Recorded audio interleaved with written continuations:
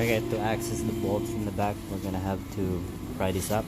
This one right here. So just pry it up like that. So we have access to the bolt right there. And another one here.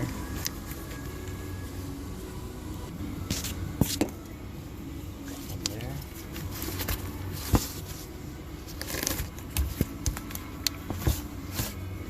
One right there.